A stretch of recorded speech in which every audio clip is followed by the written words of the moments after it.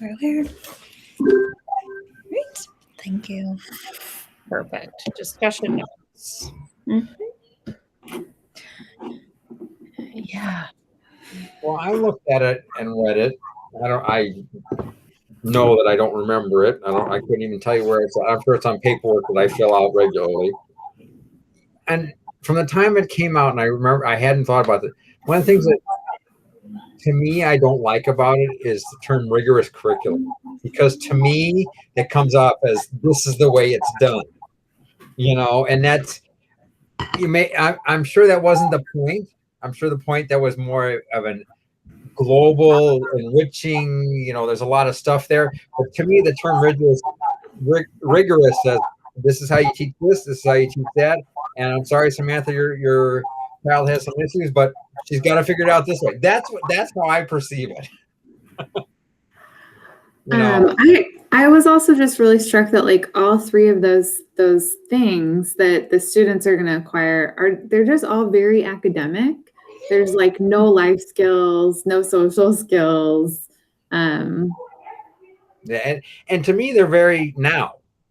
They're not enables a student to think in more abstract ways, but that doesn't say, it's not. To quote him, it's not audacious by any stretch of the imagination. I'll say that I was on the board back when they did this as well, and it was another series of sessions like this, strategic planning and whatnot, where we came up with this, and I have never been a fan. So it's just far too wordy. It's too, like you were saying, it's too focused. I mean, yes, it should have some academic aspect to it, but it's way too focused on that part of it. Although I will also say that when we did this, which was several years ago now, I think the environment in which it was created was also more along those lines, because that's when Common Core was all the rage or whatever, and so I think that had a big impact on how it turned out. But now we're it's years later, and definitely time to change. It's definitely missing the social emotional component. I don't know, just missing it. Like you said, it's not all about academics. I mean, yes, they're there to learn, but they learn more than rigorous curriculum. For sure. Yeah. If you stick with something like that, a strong academic foundation, which I think is every school district's goal, how you look at the curriculum it's like I said, to me, that a lot of it just seems not ambiguous, but average. It's average. It's not going to get us that awesomeness that we talked about in our last. I mean, it's just average. It comes across that way to me. And once again, looking big picture. How do we make it big, even if we only look 5 years down the road? How do we make that say something that says, okay, this is where we want to be, and where do we want to be? I guess to me would be the biggest starting point. Where's the district you want to be? Do you want to be, years ago, Prairie View was one of those blue ribbon schools. Is that what you use as your criteria? Do you use, the pride and joy, and this is kind of a generic, and there's no way to, standardize. I'm also not a big fan of standardized tests, just so you know. That we're that good without having that standardized test. Do we have authentic assessment that minimize that? I mean, to me, that would be one of the things that I would look at. The kids that I work with, even though we don't have standardized tests, we do have a standardized curriculum that we work with at the pre-K level. And there's certain benchmarks, and you can do all that authentically. But once they get in kindergarten, and they're doing tests, I think in August or September, the standardized tests. So my personal thought would be, the big picture is, okay, let's authentically assess them and minimize how much testing time. I figured it out one year. My kids who go use the library, they lose a quarter of the year of their opportunity to go into the library because of all the standardized testing we do. They lose one, they use 9 weeks of that opportunity to be in the library. So if there was, that would be that's my big audacious thought process. Now, I know that involves dealing at the state level, but there it is. But that's also just preschool, right, Jim? Yeah, I teach preschool, but as soon as they leave me and they go to kindergarten, they're in standardized testing. I want to say, Stephanie, you would know better, September at the latest. Yes. So there's MAP testing twice a year, and then if they're EL, they have access, and yeah, it starts And that early. does start at pre-K. Before we go to kindergarten, you're giving them the access test. So there's a lot of that going on that just, and I don't know if that's just me. I know it's not just me, but I can speak for myself. That's one of those, if I'm looking at a vision statement and I have the control to do it, I'm saying, okay, we're authentically assessing these kids. We're doing it within the class setting. And yeah, once a year you give them some form of standardized test. So they have a benchmark for next year to kind of big picture look at. Yeah. When I think about like a big thought, it continues with like, because you have to speak to curriculum in some point. So, but I would rather stick with the idea of diversity. I want a diverse curriculum. And by diverse, I mean diverse across academic levels, but I also mean diverse in who kids see represented in the curriculum. That they all see people that look like them and look differently from them. And so they can make relationships, and that becomes part of creating a diverse community within the school district.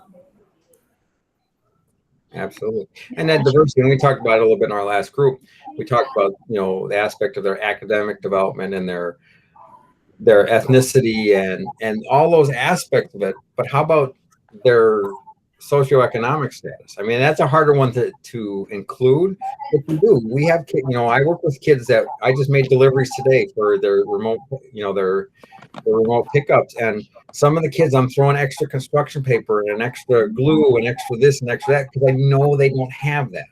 Another family, I have one specific family I know. If I tell her to take an inventory of her box, she's got more stuff in that box than I've sent home because mom has gone out and added to it on her own. So how do we address? I mean, I guess that's another big thing to look at as a vision statement. How do we address that aspect of diversity as well? The diverse incomes, for lack of a better term. Yeah. Well, and Jim, you raise excellent points. And if I may just interject here. So your problem is not to solve the how do we do this? Okay. That's what you do once you have that in place. Your role right now is to be thinking about what do we want to do? Okay. We want to be able to address these shortcomings. We'll leave it up to the next regime, whatever that means, to figure out how we're going to do it. But this process is laying, those goals out there so that we have something to strive for. And, you have a community. Yes, there are some are, excuse the terminology, more haves versus some have-nots. How do we address that in our vision in such a way that we're not looking to solve the problem, but we're aware of it, and then we'll figure out how to solve it.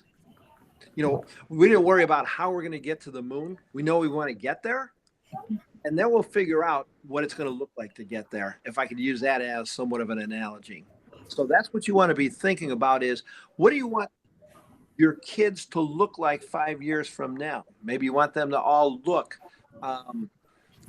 the same. You want them to have those equal opportunities, just as an example. So the equity piece is a huge piece. So, okay, then I'm going to stop again. I hope that's helped a little bit. And that's where I was getting. I mean, that to me, that's part of that vision is how do we word it so that that's part of it. Absolutely. Now, how do you word it, I think, is even key. Don't worry about how to do it, but how do you word it in such a way to capture? Because I know there's so much you want to do, but how do you capture that in such a way that people will see that and they'll know exactly what you're talking about? Great point. Okay. I've caused my damage. I'm going to leave. Thanks. Thanks, guys. Thank you. Thank you. I like how he used equal opportunities because just especially teaching at Avon and coming from, this is only my third year in the district, but prior to working here, I worked in Lake Bluff.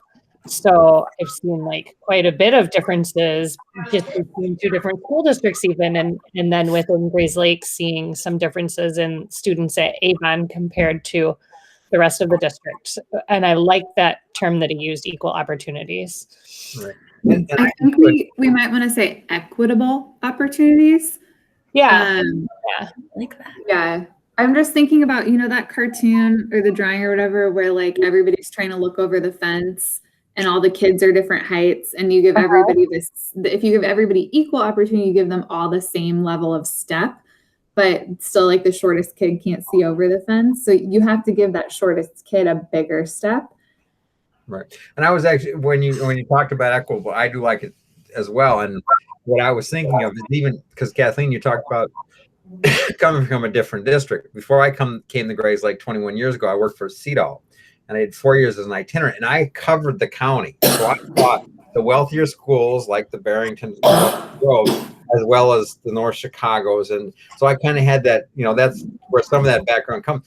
But the equitable, even within the district, Avon is a different dynamic than Prairie View is or than Park does. So how do we make those experiences meet the kids' needs that are going to those individual schools, but it's equitable in comparison to what the kids at Park are getting, or the kids at Meadowview are getting, or Woodview, or whatever the building happens to be. Mm-hmm. That makes sense.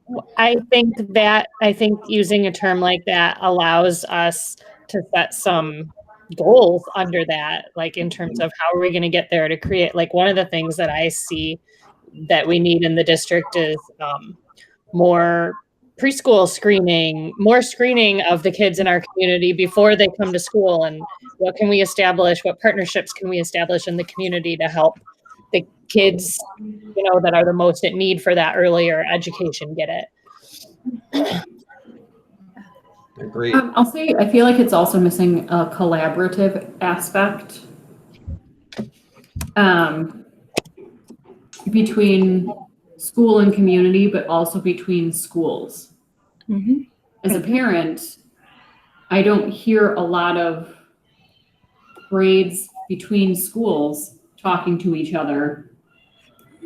We're supposed to be one district, Mm-hmm. but I don't know how much collaborating is happening across the district. And I think that's cheating. And that's a big struggle. And once again, I know it's pre-K, and I'm using the word anomaly only because it's a different dynamic at pre-K as you get. But we've talked for years, and probably since I came in the district, it's always that communication in kindergarten, because kindergarten is such a different animal than pre-K. Pre-K is play-based, in a 2.5-hour day. I'm looking at 60 minutes minimum of the kids kind of playing, and I'm going to where they're at to teach them, because that's the curriculum. And then they get into kindergarten, and as I understand it, having talked to some kindergartens in the building, all of a sudden there's lots of table work, and it's a lot more writing, and it's a whole different animal. And how do we communicate and make that segue smoother? So once again, I think including that in our vision is definitely important. Mm-hmm.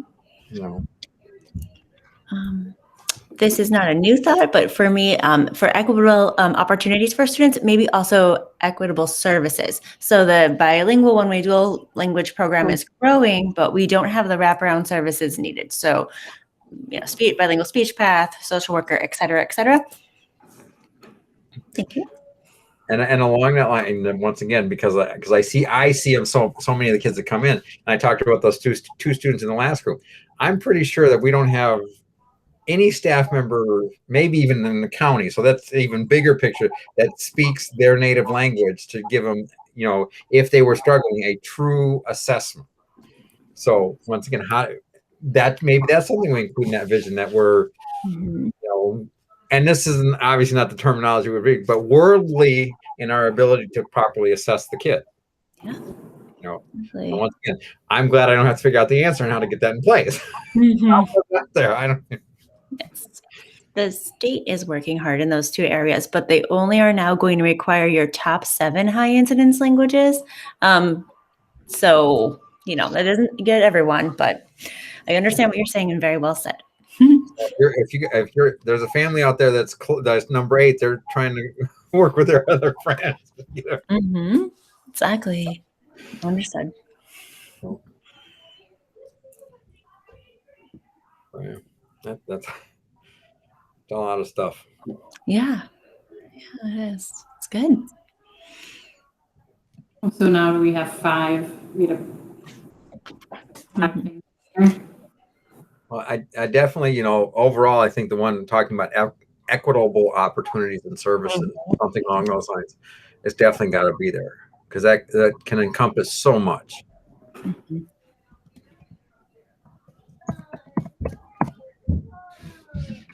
Should it be equitable access to services?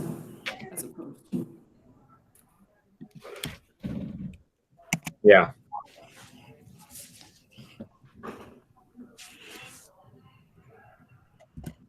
And then maybe one about the collaboration. yeah.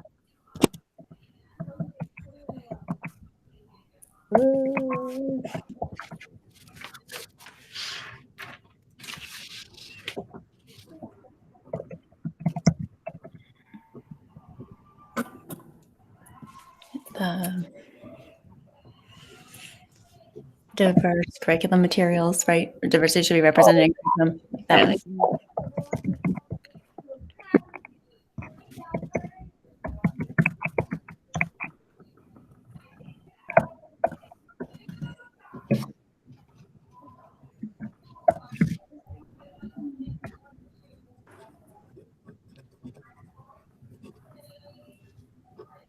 Maybe something about the social emotional.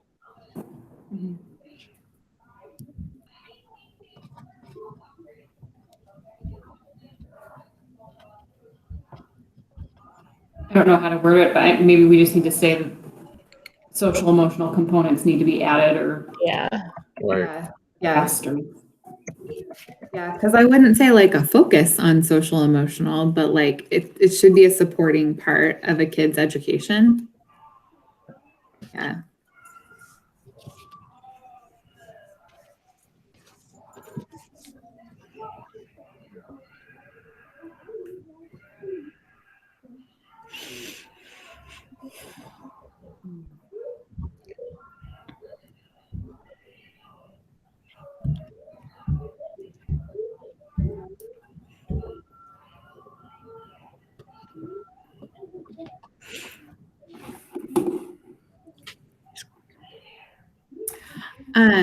I was just looking at the 5 big thoughts from our like mission statement notes. And I wonder if there's some way to work in the authentic teaching and learning experiences. Oh, yeah.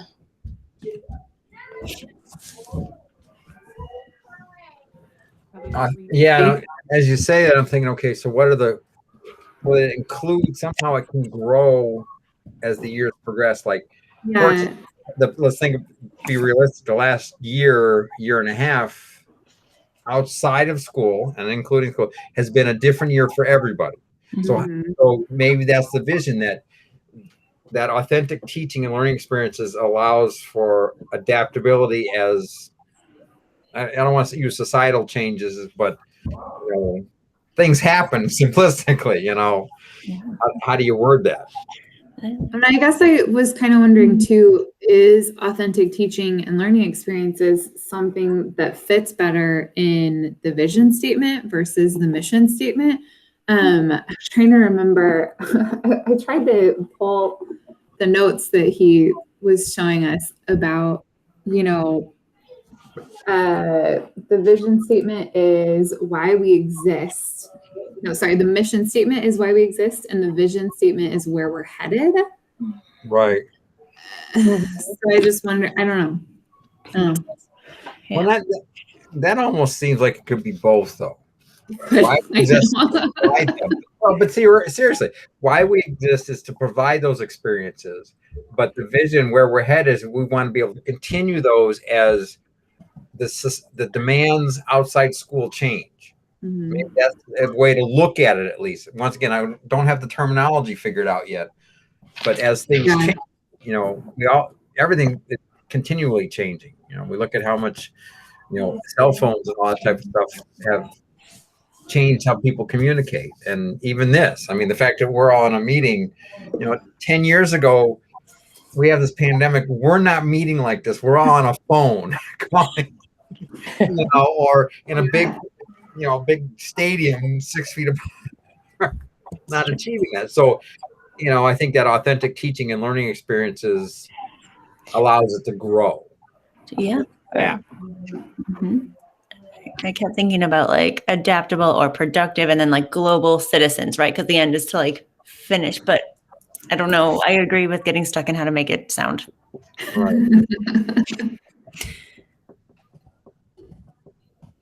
I think that's the big thing that we look at on several of these. Like as I'm reading there, it's that diverse cultural, authentic teaching, and those two particularly are things that can grow, even though they're here and now. They're also things that we should be looking at long-term growing. Mhm. Some of those others are more like that equitable opportunity kind of has an end at some point in time. In theory, that everybody's getting what they need to be successful.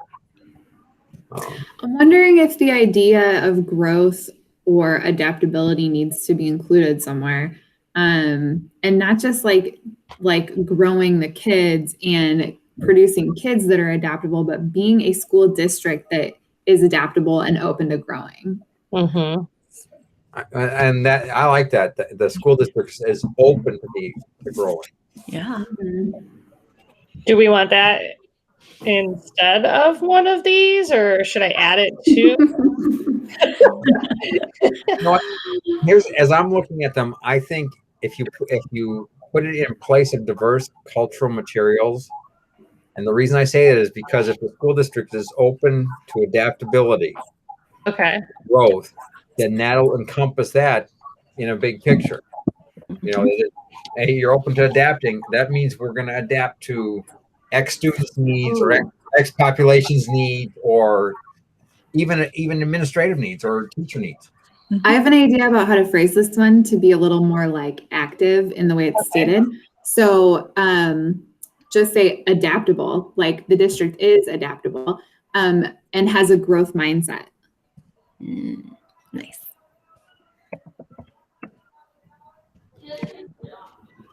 Okay. Perfect.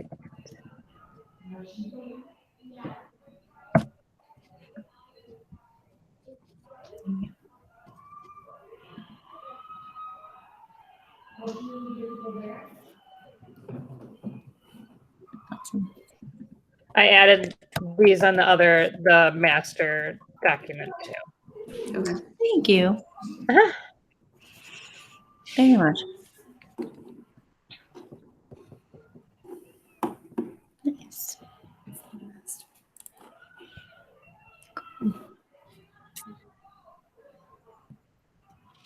Nice. I think that's good. Yeah. That's awesome. All right. Thank you. Again, we have about 4 minutes, so that's great. All right. Then I will stop recording and then submit the recording to Chris once it populates. So thank Okay. you. Yep. All right. You soon. It's Thanks.